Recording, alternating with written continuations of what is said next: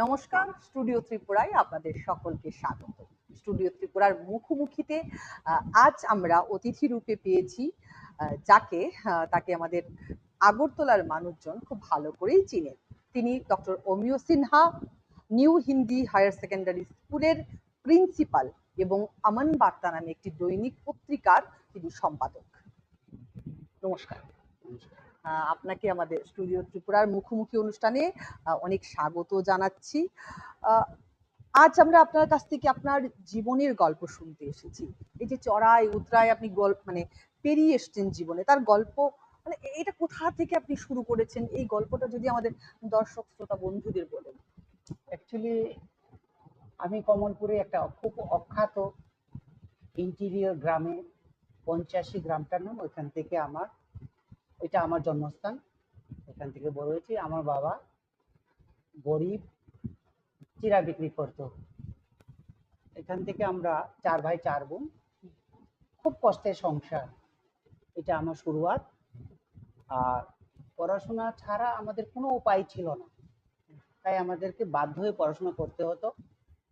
ক্ষেত খামার কাজের সঙ্গে সঙ্গে অন্যের ক্ষেতে পাহাড় থেকে লাকড়ি আনা, অনেক ইতিহাস।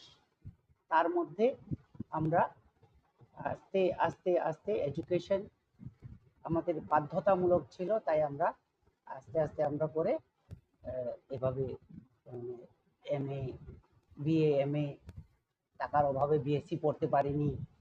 এমএ পড়লাম, ডাবল এমএ, ট্রিপল এমএ। তারপরে আমার এডুকেশন, আমার নেশা ছিল, আমি পিএইচডি করার ইচ্ছা ছিল, পিএইচডিও করলাম। এখনো আমি সুযোগ পাইলে পড়াশোনা করি। আচ্ছা, আপনার জীবন তো আমরা দেখেছি যে মানে বহুধা কর্মমুখী। তো আপনি একটি বিদ্যালয়ের প্রিন্সিপাল এবং তার চেয়ারম্যানও। হ্যাঁ, সেই স্কুলের গল্পটা যদি আমাদের শোনান। দেখুন, শিক্ষা আমার নেশা। শুরু থেকে আমার শিক্ষা নেশা থাকায় আমি 1991-92-তে গোয়ালা বস্তিতে দুধ নিতে আসতাম। তখন এখানে চারিদিকে জঙ্গল, সেক্রেটারিয়েট, আমাদের এই ক্যাপিটাল কমপ্লেক্স, জিঞ্জার হোটেল কিছুই ছিল না, শুধু বস্তি, গোয়ালা বস্তি ছিল। এখানে এসে দুধ নিতে এসে দেখতাম একটা ছোট একটা রুমের মধ্যে কিছু ছেলে মেয়ে, 8-10টা ছেলে মেয়ে, একটা পণ্ডিত, তারপরে 1-2জন টিচার ম্যাডাম দেখতাম। আস্তে আস্তে কিছুদিন পরে দেখা গেল ওরা, আমারও ইন্টারেস্ট হলো যে ব্যাপারটা কি এখানে দেখলাম। আমি একটু সবার সঙ্গে মেলামেশা করতে ভালোবাসি, কথা বলতে আমি খুব পছন্দ করি। তারপর জিজ্ঞেস করার পরে বুঝলাম যে এখানে একটা স্কুল খুব উৎসাহের সঙ্গে তারা চালাচ্ছে, কিন্তু এগিয়ে যেতে পারছে না। তারপরে আমার আগ্রহ হলো, ওরাও আমাকে প্রপোজ করলো যে আপনি আসুন। আমার এডুকেশন কোয়ালিফিকেশন ওনাদের জানা ছিল, পরে জানলো ওরা। তারপরে আমি এখানে এসে আস্তে আস্তে এখানে ফ্রি। স্কুলটা কমপ্লিটলি আমার জীবনে স্যাক্রিফাইস, 35 ইয়ার্স স্যাক্রিফাইস। আমি এখান থেকে কোনো স্যালারি নেইনি এখন পর্যন্ত। আস্তে আস্তে প্রাইমারি রিকগনাইজেশন নিলাম 95-এ, 2005-এ হাই স্কুল, তারপরে 2011-এ আমরা হায়ার সেকেন্ডারি করি, সায়েন্স অ্যান্ড আর্টস। খুব সফলতার সঙ্গে আমরা স্কুলটা মানে বাচ্চাদেরকে লেখাপড়া, গোয়ালা বস্তি ডে লেবার, রিক্সাওয়ালা এবং সাধারণ মানুষের ছেলে মেয়েদেরকে আমরা টানতে পেরেছি। এখানে 5% ছেলে মেয়েরা পড়াশোনা করতো আগে, আমরা এখানে এভাবেই ইনভলভ করলাম। বাড়ি বাড়ি গিয়ে বছরে 2বার আমরা কাউন্সেলিং করি, এবং কাউন্সেলিং করে বাচ্চাদেরকে আমরা ড্রপ আউট শূন্য করার জন্য, জিরো ড্রপ আউট করার লক্ষ্যে আমরা সমস্ত টিচার, টিচিং স্টাফ আগ্রহের সঙ্গে আমরা বছরে 2বার করে আমরা গ্রামে বেরোই, প্রত্যেক জায়গাতে যাই, গিয়ে আশেপাশে প্রায় 1100 পরিবার, ওদেরকে আমরা ইনভলভ করি। এখন 98% থেকে 99% বাচ্চারা স্কুলে আসে। আমরা সাকসেসফুল, স্কুলটা আমরা সাকসেসফুল।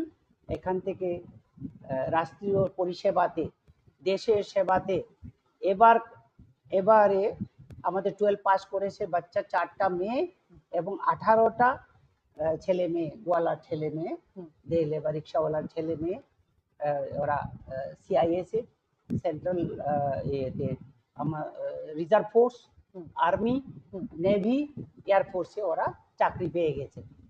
এটা আমাদের সফলতা। আপনাকে এবং আপনার পুরো টিমকে অনেক অভিনন্দন।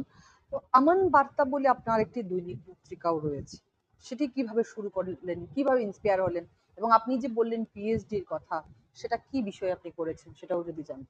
অ্যাকচুয়ালি আমান বার্তাটা আমি মহারাষ্ট্রের নাগপুর শহরে পড়াশোনা করি। এই নাগপুর শহরে যখন আমি পড়াশোনা করি, এমএ পলিটিক্যাল সায়েন্স পড়ার পরে আমি জার্নালিজমে পড়াশোনা করি। তো জার্নালিজমে পাস করার আগে আমাদের জার্নালিজম কোর্সেই ইন্টার্নশিপ কম্পালসারি ছিল। ইদাবাদা বলে এখানে তখন 24 পাতায় একটা ইংরেজি পত্রিকা আমি কাজ করতাম। তখন থেকে আমার ইন্সপিরেশন, আস্তে আস্তে আমি পাস করার পরে আগরতলায় আসার পরে আমার আগ্রহ জাগে যে আমি একটা নিউজ পেপার করব, কিন্তু আমার টাকা পয়সা নেই।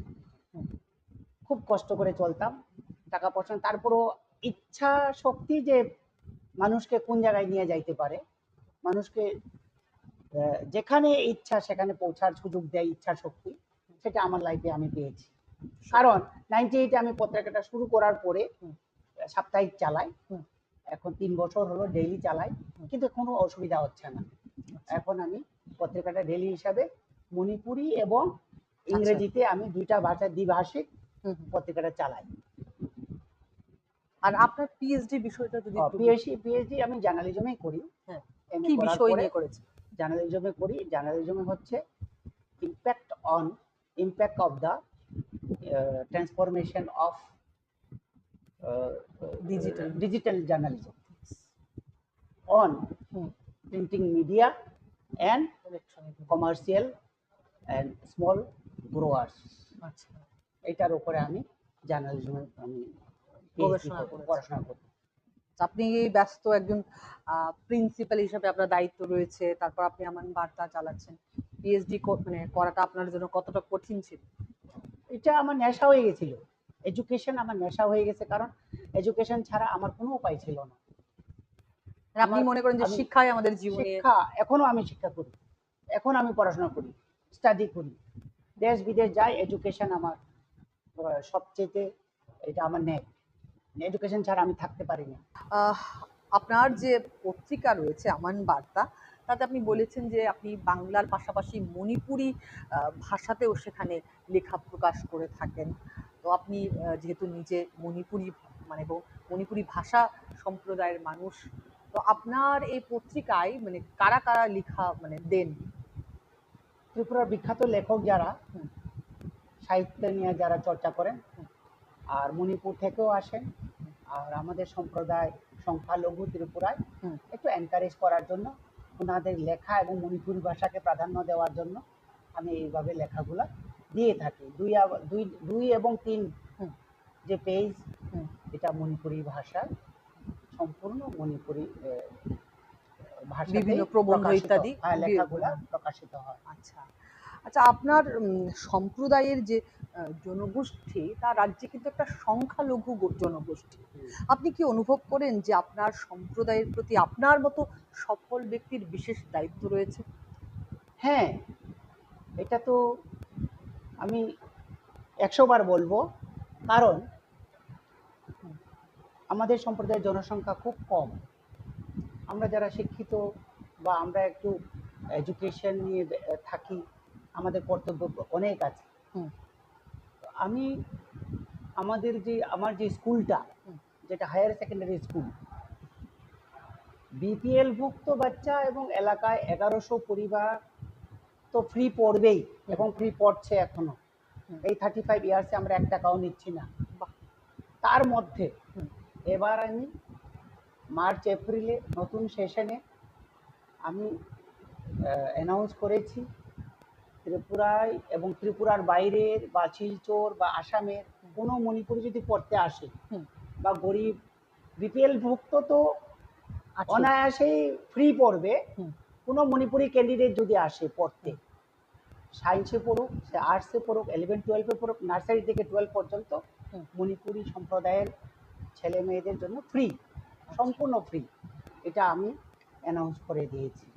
আচ্ছা, আর মানে পাশাপাশি আরেকটা কথা আপনার কাছে জানতে চাইবো যে মণিপুরীরা, মানে আমাদের রাজ্যের মণিপুরীরা বিশেষ করে ব্যবসা, স্বাধীন ব্যবসা, যেখানে খুব একটু রিস্ক টেকিং এর ম্যাটার থাকে, তারা সেখানে খুব বেশি একটা এগিয়ে আসে না। তারা মূলত সরকারি চাকরি ইত্যাদির সঙ্গে যুক্ত থাকতে আমরা দেখি।